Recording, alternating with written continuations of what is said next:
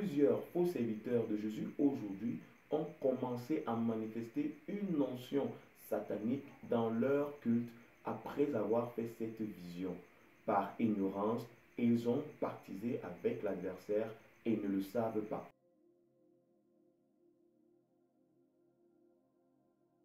Salut les amis, savez-vous que le diable est loin de Dieu? Savez-vous qu'il a reçu une onction pour accomplir l'œuvre qu'il réalise sur cette terre? Je vais partager avec vous dans cette vidéo une vision que le Seigneur m'a donnée depuis 2014, au terme de laquelle il m'expliquait le processus par lequel le diable oignait ses serviteurs et même ceux qui font défection à l'appel salvatrice que le Seigneur leur a donné pour choisir le chemin large et spacieux qui mène à la perdition. Il m'a également expliqué les raisons pour lesquelles il a instauré le principe de la nouvelle naissance afin que tous ceux qui naissent de lui puissent appartenir à son royaume et ainsi recevoir le salut éternel.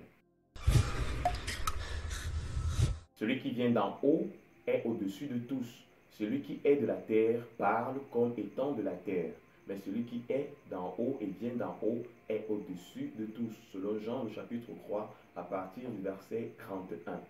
Les amis, Satan a été précipité sur la terre. Nous le lisons dans Apocalypse, le chapitre 12, à partir du verset 7. Il a été projeté sur la terre, mais il n'a pas été dépouillé de sa puissance de nuisance. Il a été jeté sur la terre, mais la Bible ne dit nullement qu'il a été dépouillé et débarrassé de la puissance et de l'onction qu'il avait reçue jadis de la part de notre Dieu créateur. Les amis, notre adversaire est donc condamné et non pas impuissant. Un soir de 2014, après avoir passé un bon moment dans la présence du Seigneur, étant en genoux, je me vis transporté sur une haute montagne. Et je regardais, placé sur cette montagne, il y avait une très grande ville qui se laissait apparaître au-devant de moi, luxuriante et véritablement pavoisée de tout ce qu'il y a de beau et de bien dans ce bas monde. Soudain, il y a un très grand esprit. Je ressentais la présence d'un très grand esprit qui se rapprochait de moi et qui venait par le dos. Cet esprit est venu vers moi et il s'est placé derrière mon oreille droite. Et son bras était posé sur mon épaule. C'est un esprit. Et vous me demanderez comment se fait-il qu'un esprit a posé son bras sur mon épaule alors que c'est un esprit.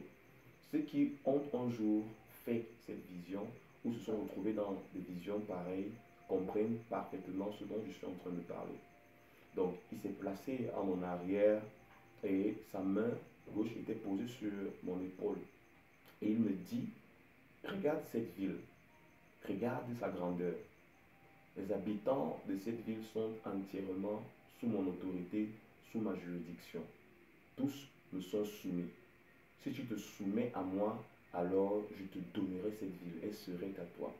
Et je lui dis, je ne peux me soumettre à toi. Il réitère son offre.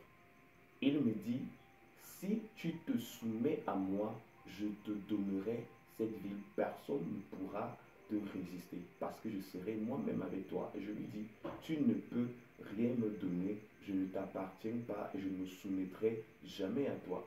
Il se met à rire. C'était un rire espiègle, un peu comme celui manifesté par des personnages malveillants qu'Hollywood a souvent tendance à nous présenter dans ses fictions. Après la haute montagne, je me retrouvais à nouveau transporté dans une ville. Cette fois-là, c'était en nocturne. Je me suis retrouvé là, il y avait une très grande ville également qui s'offrait à moi. Tout était beau, tout était grand, tout était immense, des très grands bâtiments et tout. Et pendant qu'il y avait tous ces bâtiments, j'apercevais au loin trois bâtiments majeurs qui dominaient la ville. Les trois bâtiments qui se tenaient au-devant de moi avaient des tailles différentes. C'était semblable aux croix doigts de la main, l'index, le majeur et l'annulaire. Les trois bâtiments portaient des étoiles. Les deux, l'index et l'annulaire, avaient des étoiles qui avaient la même taille. Et le bâtiment qui était semblable au majeur portait l'étoile la plus grande. Et l'adversaire me dit, tu vois ce symbole, il est celui de mon règne et de ma toute-puissance et de ma seigneurie dans cette ville. Si tu te soumets à moi, je te donnerai toute cette ville et tu brilleras. Et les hommes de cette ville te seront également soumis. Après m'avoir fait cette proposition, Je réitérais ce que je lui avais dit lorsqu'il m'avait transporté sur la haute montagne. Je lui ai dit, je ne peux en aucun cas me soumettre à toi. Et il me posa la question suivante, pourquoi? Tu es qui? Je lui ai dit, je suis serviteur de Jésus-Christ. Et là, je vis sortir sur son épaule une liste qui englobait toute la terre. Et sur cette liste étaient marqués les noms des serviteurs de Dieu qui s'étaient éloignés du Seigneur pour pactiser avec l'adversaire. Et il y avait des noms d'une kyrielle des serviteurs de Dieu, des grands serviteurs de Dieu qui ont fait trembler la terre, des serviteurs qui ont eu un nom sur la terre et qui se présentaient comme étant des défenseurs du nom de Jésus-Christ. Sur cette liste, il y avait les noms des serviteurs de Dieu sur plusieurs générations. Sur ces listes étaient marqués les noms de plusieurs serviteurs de Dieu qui avaient fait allégeance à l'adversaire. Et je dis même qu'il y avait aussi les noms des serviteurs de Dieu de ma génération. Ils étaient nombreux. Et l'adversaire me dit, tu es qui pour que ton nom ne figure pas dans cette liste? Et je lui répétais, je ne suis que le serviteur d'un seul maître, de Jésus-Christ. Il replia sa liste, il s'est mis à rire et me dit, je verrai ce que tu feras dans ce monde. Je te ferai souffrir, je te détruirai, tu ne prospéreras pas, tu n'avanceras pas. Aussi longtemps que tu ne te soumettras pas à moi, je verrai ce que tu feras. Si c'est lui que tu as choisi, alors je verrai jusqu'où tu iras. Ce sont les propos que l'adversaire a tenus à mon endroit dans cette vision. Après qu'il ait eu à pousser de la colère contre moi, il se retirait peu à peu de ma présence. C'était comme si un nuage sombre, noir et ténébreux s'éloignait de moi et au fur et à mesure, une lumière se rapprochait de moi. Je ressentais comme s'il y avait un être qui me consolait, posait ses bras sur moi, m'enlaçait et la vision s'arrêtait là. Mes frères, l'adversaire n'est pas un enfant de cœur. L'adversaire est un oint de l'Éternel. Nombreux comme moi ont eu à faire la même vision et se sont soumis à cet esprit pensant que c'était le Seigneur qui se révélait à eux alors que c'est le diable qui venait au travers d'une vision pactiser avec eux. Plusieurs faux serviteurs de Jésus aujourd'hui ont commencé à manifester une notion satanique dans leur culte après avoir fait cette vision. Par ignorance, ils ont pactisé avec l'adversaire et ne le savent pas. Mes frères, je voudrais que vous reteniez ceci. L'adversaire, le diable, le serpent ancien, Satan, est un oint de l'Éternel et donc un adversaire à prendre avec le plus grand sérieux. Lisons Ézéchiel, chapitre 28, du verset 11 au verset 19. Il est écrit ceci. La parole de l'Éternel me fut adressée en ces mots. Fils de l'homme, prononce une complainte sur le roi des Tyr. Tu lui diras, ainsi parle le Seigneur l'Éternel. Tu mettais le sceau à la perfection. Tu étais plein de sagesse, parfait en beauté. Tu étais en Éden, le jardin de Dieu. Tu étais couvert de toute espèce de pierres précieuses, de sardoine, de topaze, de diamants, de chrysolite, de nyx, de jaspe, de saphir, d'escarboucle, d'émeraude et d'or. Tes tambourins et tes flûtes étaient à ton service, préparés pour le jour où tu fus créé. Tu étais un chérubin protecteur aux ailes déployées. Je t'avais placé et tu étais sur la sainte montagne de Dieu. Tu marchais au milieu des pierres étincelantes. Tu as été intègre dans tes voies depuis le jour où tu fus créé jusqu'à celui où l'iniquité a été trouvée chez toi. Par la grandeur de ton commerce, tu as été rempli de violence et tu as péché. Je te précipite de la montagne de Dieu et je te fais disparaître, chérubin protecteur, du milieu des pierres étincelantes. Ton cœur s'est élevé à cause de ta beauté. Tu as corrompu ta sagesse par ton éclat. Je te jette par terre. Je te livre en spectacle au roi par la multitude de tes iniquités, par l'injustice de ton commerce. Tu as profané tes sanctuaires et je fais sortir du milieu de toi un feu qui te dévore. Je te réduis en cendres sur la terre aux yeux de tous ceux qui te regardent. Tous ceux qui te connaissent parmi les peuples sont dans la stupeur à cause de toi. tu es réduit au néant, tu ne seras plus à jamais.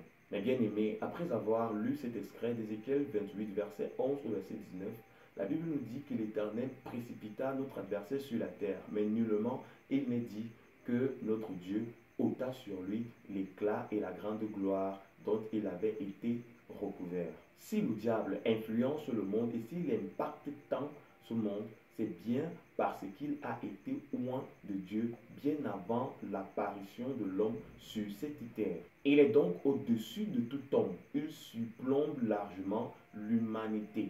Avant que l'homme ne soit, l'adversaire fut. Avant que l'homme ne soit formé, l'adversaire était déjà. Et son pouvoir de nuisance est bien au-delà de la compréhension ou de la sphère d'entendement de tout être humain vivant sur cette terre. Aucun homme sur la terre ne peut lui tenir tête.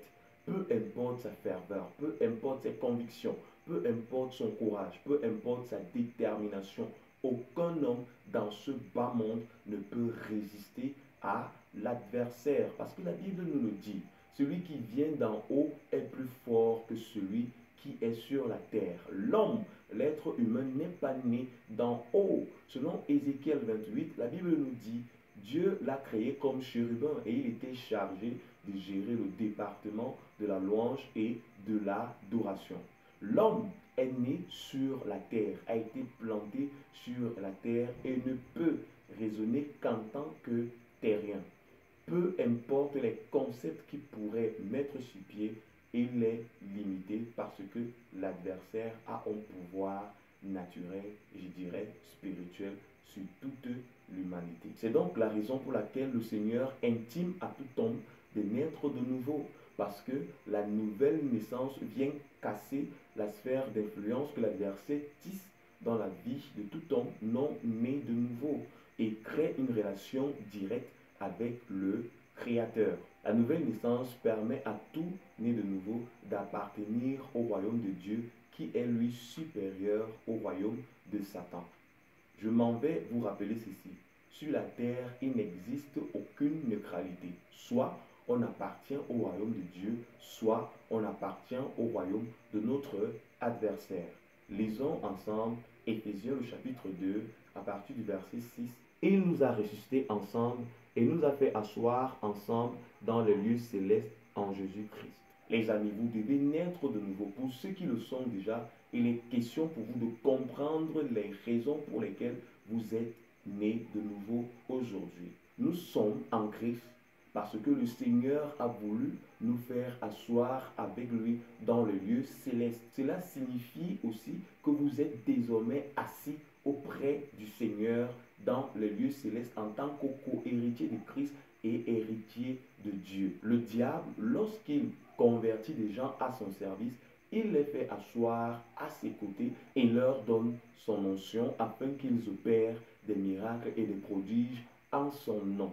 Ils enseignent Jésus, mais ce n'est plus Jésus-Christ parce qu'ils sont guidés par une toute autre divinité qui n'est pas Jésus-Christ, celui qui a donné sa vie sur la croix pour que nous puissions le suivre sur le chemin étroit et resserré. Les amis, vous devez donc naître de nouveau parce que la nouvelle naissance enclenche également le processus de la régénérescence spirituelle. Le Seigneur a insisté sur ce fait lors de sa discussion avec Nicodème. Ouvrons nos Bibles dans Jean le chapitre 3, du verset 5 au verset 7, nous lisons. Jésus répondit, en vérité, je te le dis, si un homme naît d'eau et d'esprit, il ne peut entrer dans le royaume de Dieu. Ce qui est né de la chair est chair, et ce qui est né de l'esprit est esprit. Ne t'étonne pas que je t'ai dit, il faut que vous naissiez de nouveau. Ce qui est né de la chair est chair, ce qui est né de l'esprit est esprit. Ce n'est que dans la nouvelle naissance que vous pouvez tenir tête et détruire tous les embranchements sataniques qui couvrent votre vie, couvrent la vie de votre nation et couvrent ce monde. Ce n'est pas dans la religion. Nombreux catholiques, protestants, évangéliques, pentecôtistes, musulmans, etc. mettent en avant le pan de la religion pour justifier leur vie. Il n'y a qu'un seul moyen, une seule voie par laquelle vous pouvez effectivement être sauvé et épargné des griefs de l'adversaire, c'est en acceptant Jésus-Christ dans votre vie comme votre seul Seigneur et Sauveur. Et je vous invite encore, vous qui ne l'avez pas encore reçu dans votre vie comme Sauveur et Seigneur, de le faire aujourd'hui, maintenant et tout de suite. Vous devez absolument naître de nouveau afin d'hériter du royaume de Dieu. Sur la terre, il se bouscule deux races. La race des sauvés et des rachetés de Dieu et la race des égarés qui dirige d'une main de fer l'adversaire. De quel côté vous situez-vous ou de quel côté voulez-vous vous situer aujourd'hui?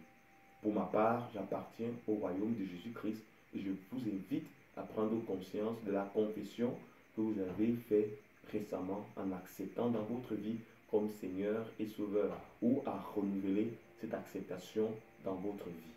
Pour vous qui menez une vie de chrétienté de carton ou une vie de chrétienté en ballottage ou sinusoïdale, je vous invite à faire cette prière avec moi.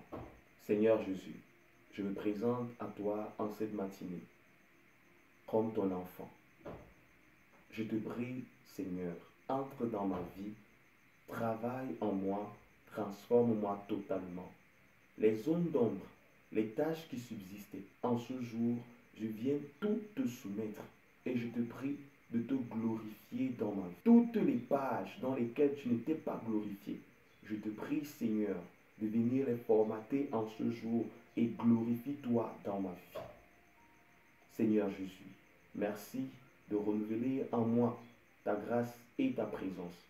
Seigneur Jésus, merci de créer en ce jour un corps nouveau, un élan nouveau et un zèle nouveau afin que je puisse travailler à te plaire dans ce monde et annoncer uniquement ton message, afin que du bout de mes lèvres, qu'une multitude, Jésus, entre dans le royaume. Amen. Si vous avez fait cette prière avec votre cœur, avec le désir de votre cœur, ma prière est que le Seigneur puisse vous écouter et qu'il vous accorde sa grâce. Mes amis, nous sommes chrétiens sur cette terre afin que la race de Jésus-Christ puisse proliférer et que la lumière règne. Nous avons peu de temps et le laps de temps que le Seigneur nous a accordé en tant qu'être humain devrait être capitalisé pour la cause du salut des âmes. Que le Seigneur prenne soin de vous. Nous nous retrouverons à la prochaine lorsque le Seigneur disposera pour que nous puissions avoir un temps d'échange. Que le Seigneur prenne soin de vous une fois de plus. Shalom.